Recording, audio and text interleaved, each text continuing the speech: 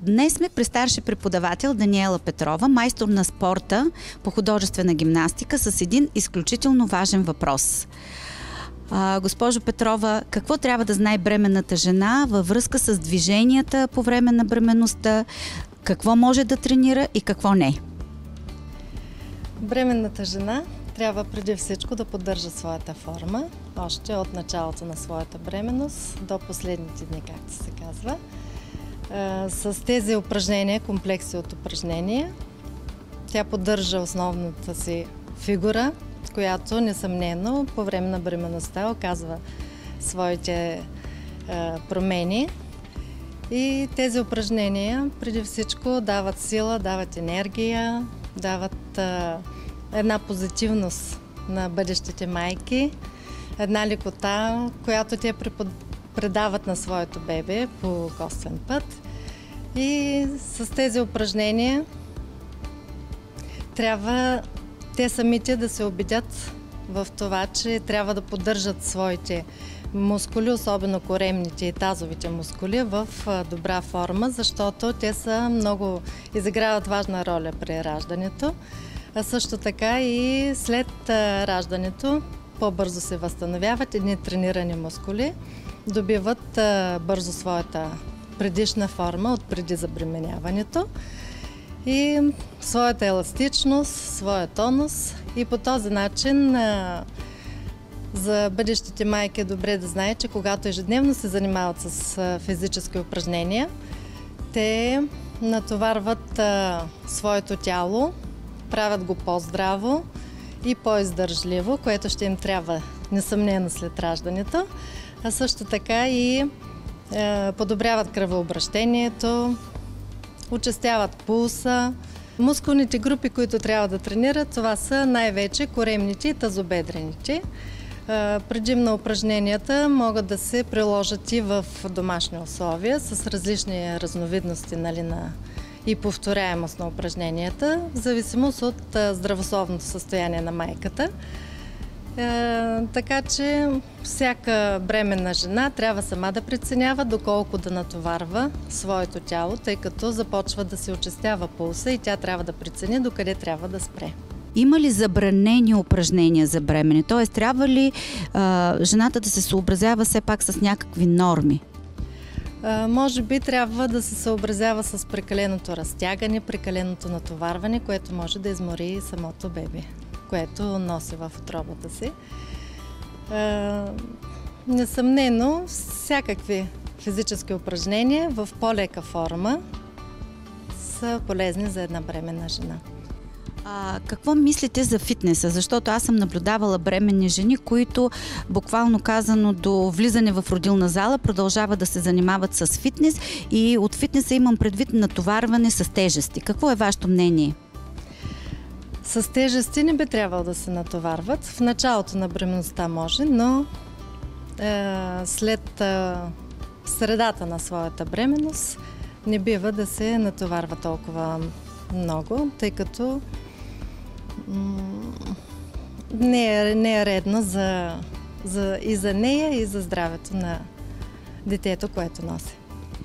Какво ще кажете за бягането? Жени, които по принцип обичат да спортуват, могат ли да продължат примерно да бягат? Свикнали са да правят крос всяка сутрин или всяка вечер?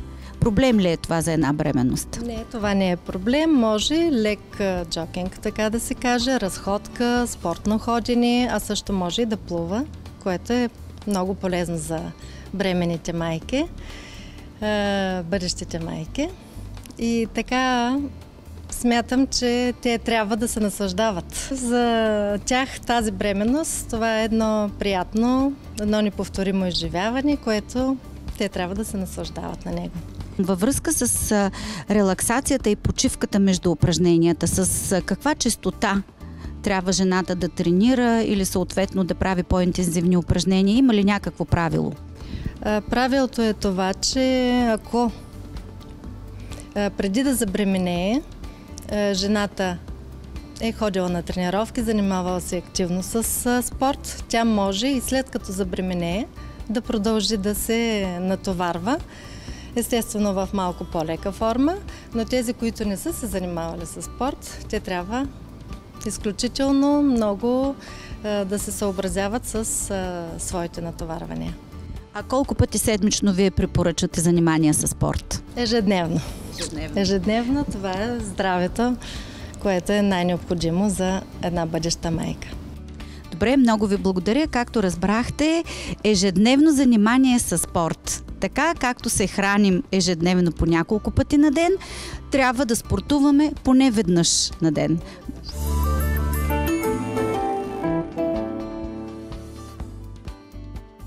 Момичета, техниките по Ламас, кръстен е така на Фернанд Ламас, един много известен французин, който всъщност прилага тези техники в Америка, включват няколко дихателни упражнения.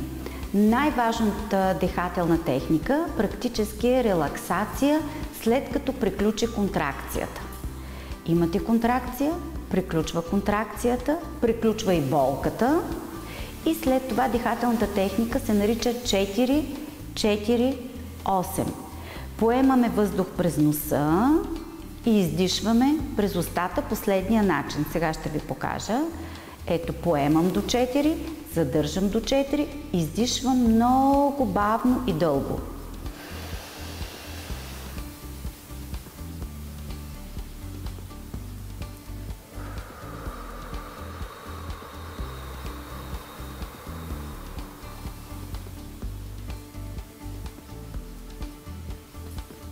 Това е първата и най-важна техника.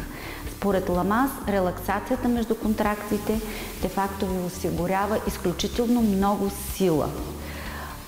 Дайте да го направим. Няма значение, защото се приема, че по време на бременността фундус утери, високата част на матката, опира в диафрагмата и де-факто в края на бременността вие нямате много модели за избор. Сега, тези, които са ходили на йога, биха имали такава култура, но останалата част, по-голямата част от раждащите жени, де-факто не посещават йога и няма как да им се обясни точно какъв тип дишане е. Така че това е за общата популация. Дайте сега да опитаме, затворете очи, поемаме въздух до 4, задържаме въздуха до 4 и максимално бавно издишваме. Готови? Поеми въздух. 1, 2, 3, стоп.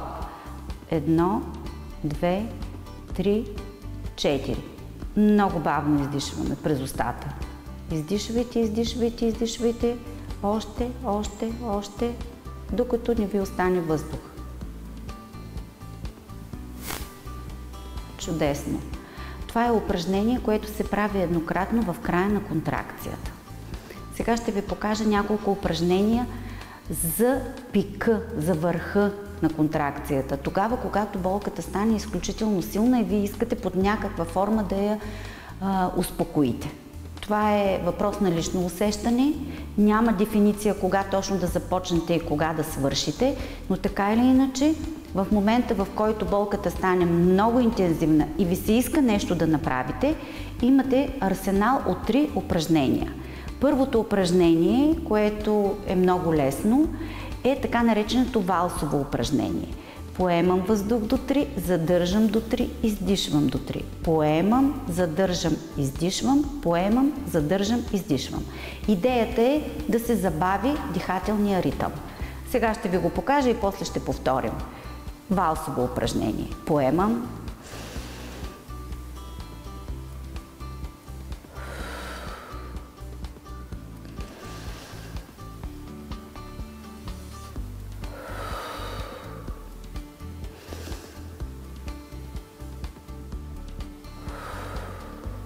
Хайде да опитаме да го направим заедно. Затворете очи. По принцип, по време на раждане ви съветвам да сте изключително отпуснати, спокойни, с затворени очи. Давайте, момичета. Вдишваме през носа, издишваме през устата. Поеми въздух. 1, 2, 3. Задръж 2, 3. Пусни 2, 3. Поеми 2, 3. Задръж 2, 3. Издишай 2, 3. Поеми 2, 3, задръж 2, 3, издишай 2, 3. Така, следващото упражнение е малко по-трудно, по-трудно се заучава, особено за хора, които не са спортували, но си представете, че бягате. Когато бягаме, дишането и сърдечния пулс преминават в един друг ритъм. И сега ще се опитаме да направим така нареченото хипервентилиращо упражнение, което още се нарича с много популярното име пуф-паф. Практически това е ламас, който показват винаги по филмите, защото е много атрактивен. И така, поемаме въздух през носа много малко. По този начин и издишваме същия този въздух през устата с силен шум. Вижте как трябва да бъде.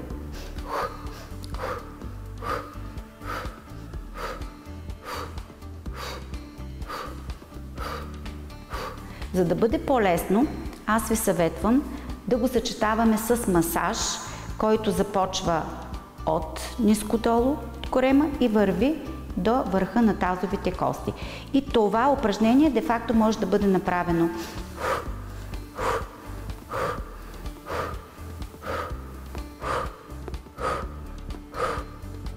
с съчетаване с тези точки, които също имат обезболяващ ефект. Дайте да опитаме, не вземайте дълбоко въздух, повърхностно се поема въздуха. Давайте, момичета, да опитаме.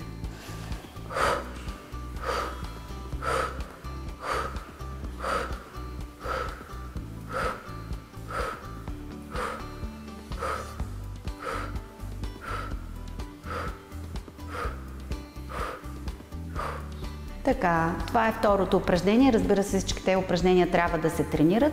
И последното упражнение, което в последните години така се наложи, то не е от арсенала на Фернанд Ламас, а е от арсенала на един много известен специалист, дула, Пени Симкин. И това упражнение всъщност се оказа много работещо. Поемаме въздух и издишваме с глас, с придихание. Ето така.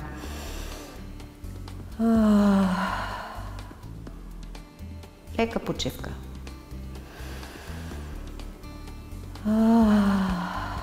Тоест на издишването трябва да се чуе глас.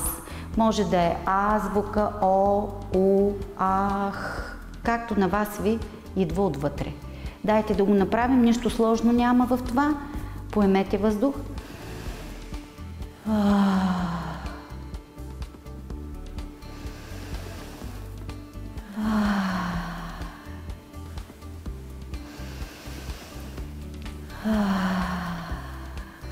Добре, само да кажа, че тези техники трябва да се повтарят много пъти преди раждането, за да могат да бъдат наизустени до такава степен, че да станат автоматични. Тоест, когато отивате да раждате, да не се чудите кое от всички тези упражнения точно за кой период от раждането беше. Но искам да ви припомня, релаксацията 4-4-8 е упражнението между контракциите, в паузата. А останалите упражнения, де-факто са упражнения за върха на контракцията, тогава, когато болката стане най-силна. Движихте ли се по време на бременността? Спортувахте ли? Спорт не, въпреки че аз плувам, но желаех често да излизам разходки, може би 4-5 пъти в седмицата до час. Нормално натоварване физическо. Спортувахте ли? Като спорт точно не може да се нарече, но движение, в смисъл такъв разходки, постоянно, активно съм се движила. Ходих на работа и след работа не ми оставаше нищо друго, освен да се погрижа за другия ми син и да нямах много време за спорт. С първата ми бременност ходих на йога, което беше много добре. А движихте ли се по време на бременността? Да. Спортувахте? Не, по-скоро движение, разходки. Всеки ден практикувах разходки и много е полезна йогата за бременни. Много добре повлия при мен също, понеже бебенцето не беше беше седалищно и йогата доста помогна за това да се обърне плода и да родя, нали, по естествен начин.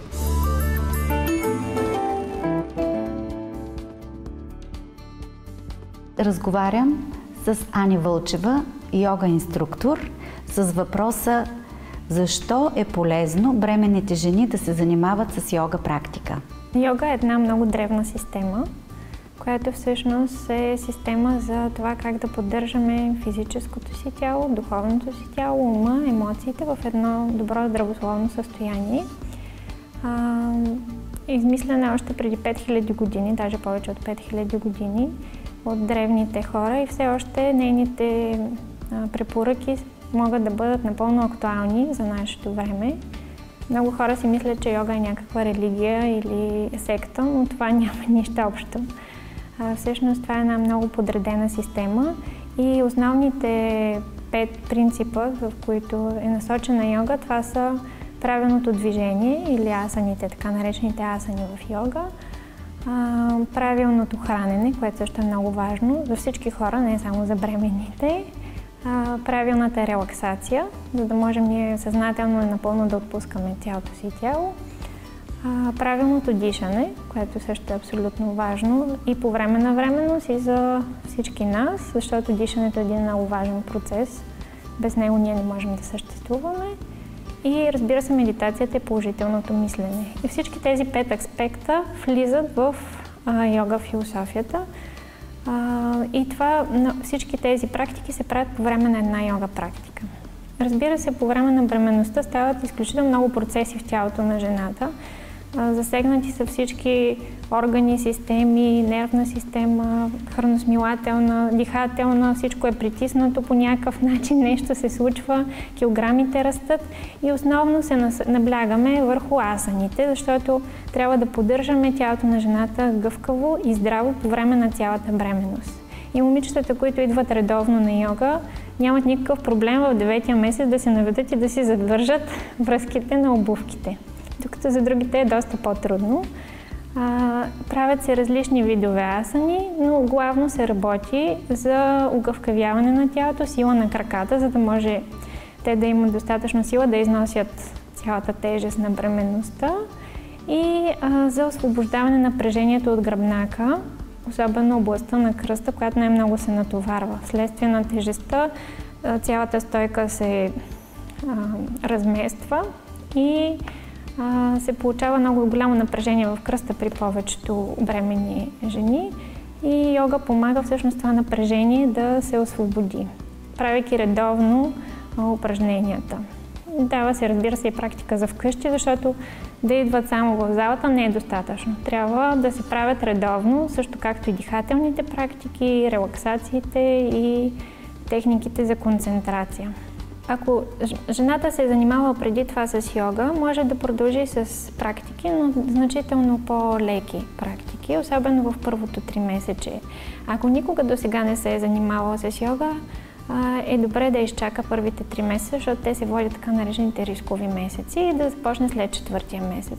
Оттам нататък, между 4-тия и 7-8 месец може да има една много хубава интензивна йога практика, така че да може да се поддържа цялото тяло гъвкаво, да се научат дихателните практики, да се научи съзнателно да релаксира и в края вече на бременността, 8-9 месец, там практиките са насочени главно към това да се подготви жената, да се настрои за самото раждане. Като цяло няма някакви противопоказания, за да се практикува йога. Разбира се, винаги трябва да има мнението на някой специалист, който, ако има някакви специфични проблеми жената, по-добре да го съгласува с лекар преди да дойде при нас. Но дори да не може да прави двигателните упражнения, ако има някакъв проблем, който примерно ни позволява, тогава може да се включи в дихателните практики, в упражненията за медитация и концентрация на ума, които много помагат по време на самото раждане, и упражненията за релаксация, които също са много важни, защото релаксацията ни учи съзнателно да отпускаме тялото си, когато имаме нужда. Това е най-важното и особено важно като практика да се прави, особено след като се роди бебето, когато имаме много безсънни нощи и ни трябва малко време, в което да съберем силите си и наново да започнем да се грижим за него.